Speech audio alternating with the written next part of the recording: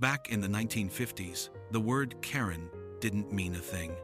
No viral videos of someone yelling at a cashier. No screaming in the grocery aisle over expired coupons. Instead, you were more likely to hear a cheerful good morning from your neighbor as they carried in their milk bottles.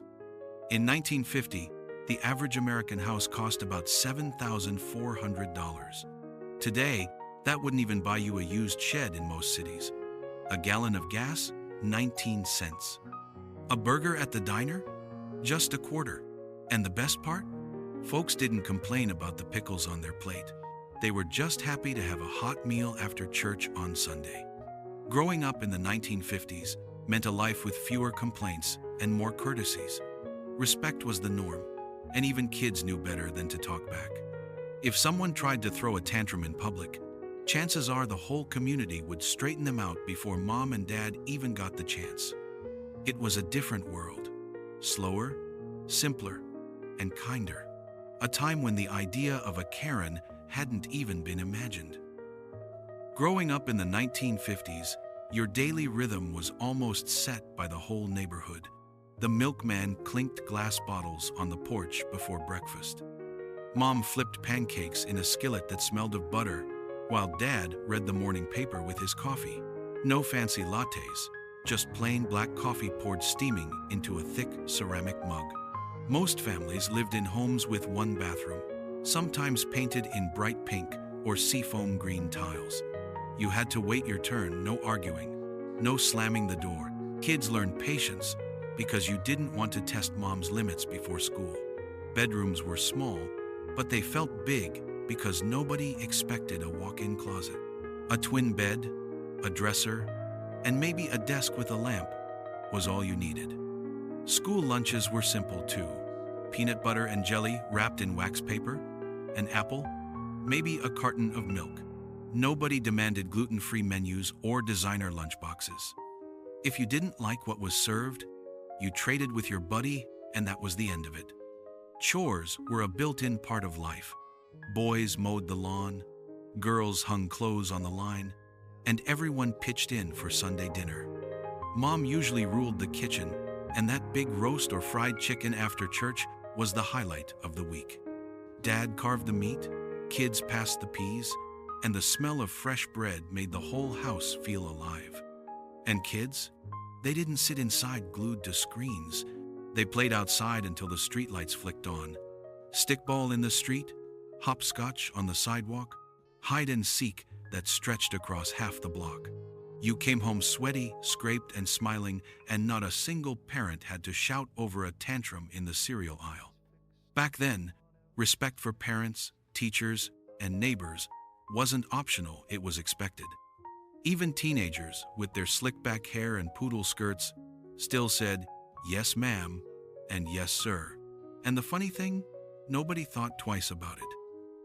If daily life in the 1950s felt simple, entertainment was the sweet icing on top. The living room was often the heart of the home, with one black and white television set perched proudly in the corner. Families gathered around to watch I Love Lucy or The Ed Sullivan Show, laughing together at the same jokes.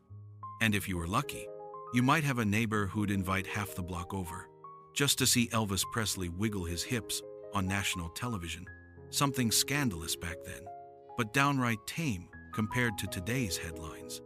Music poured out of every diner, jukebox, and radio station. Chuck Berry, Little Richard, Buddy Holly. Their rhythms fueled sock hops and school dances across America. Teenagers would slip nickels into the jukebox, grab a milkshake with 2 straws, and dance until the owner flipped the lights. It was the birth of rock and roll, and it made parents nervous, but kids unstoppable. Toys were a whole different story too. A brand new Mr. Potato Head kit set you back 50 cents, and all you needed was a real potato from the kitchen. Can you imagine giving that to a child today? They'd wonder why their toy smelled like dinner. Hula hoops, radio flyer wagons, and jump ropes kept kids moving long before iPads and video games existed. Drive-in theaters were the real magic. Families piled into cars, kids in pajamas sprawled out on the back seat, parents sipping on Cokes while giant screens lit up the summer night. You could watch a cowboy western under the stars while fireflies blinked in the background.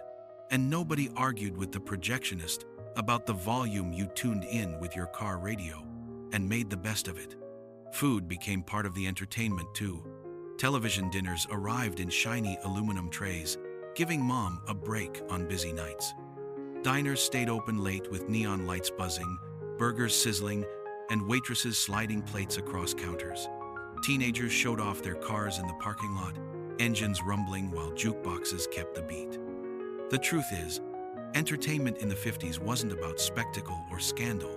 It was about togetherness. Whether you were singing along to Elvis in the car or sharing a Coke at the diner, you didn't need viral drama to feel alive. Back in the 1950s, trust wasn't just a word, it was a way of life. Doors were left unlocked, and many families kept a spare key under the mat or even with the neighbors. If you ran out of sugar, you didn't drive to the supermarket. You knocked next door, and they happily scooped some into a paper bag. Every town had its gathering spots. The barber shop, where men swapped stories while the smell of shaving cream filled the air. The soda fountain, where kids sat on chrome stools sipping cherry Cokes. The corner drugstore, where the pharmacist knew your family by name and didn't need a computer to keep track. Church on Sundays was more than religion. It was community.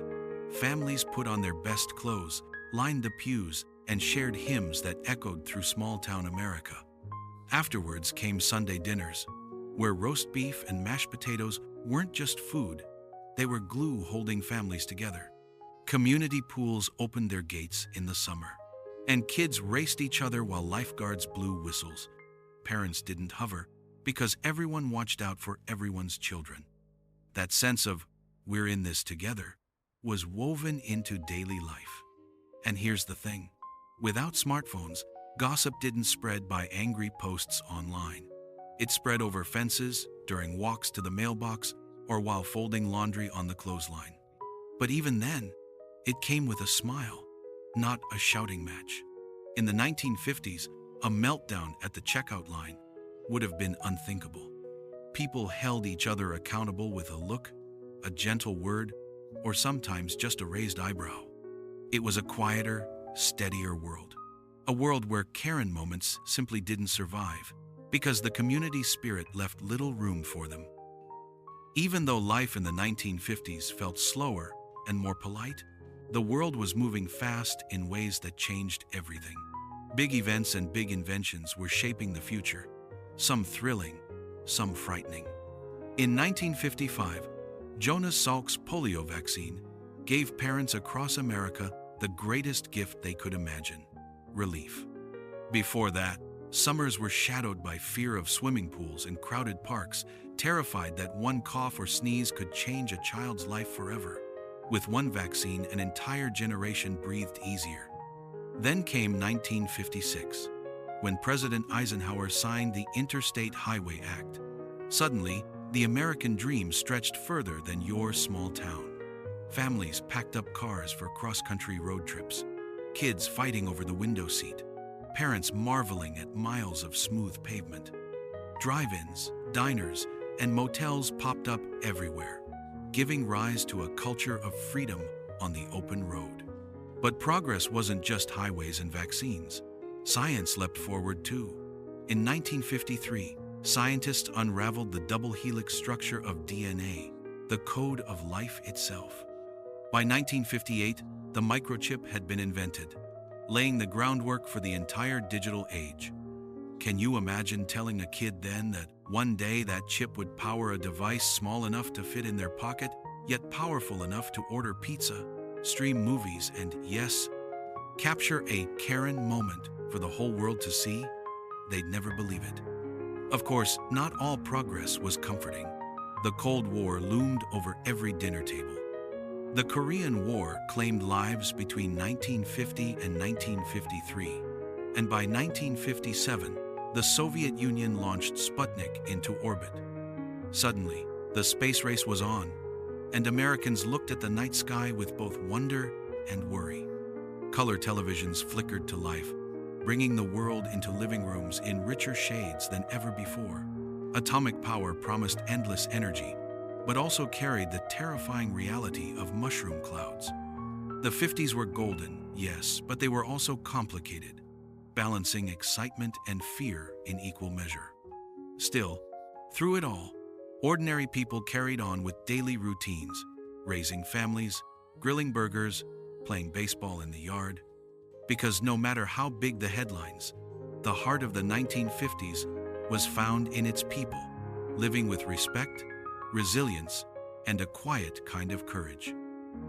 Looking back, the 1950s weren't perfect. There were challenges, worries, and changes stirring beneath the surface. But for so many Americans, it was a time that felt simpler, slower, and more connected. Families gathered around one table, neighbors looked after each other's kids, and respect was just part of daily life. And the idea of a Karen? It simply didn't exist. People had disagreements, sure, but they handled them with a handshake, a smile, or a gentle word. Not with shouting, cell phone cameras, or viral videos. Growing up in the 1950s meant growing up in a world where trust and courtesy came first. A world where you didn't need to shout to be heard, because everyone was already listening. So let me ask you, what do you miss most? The drive-in movies? The jukebox at the diner? Or maybe just the quiet comfort of knowing your neighbors by name?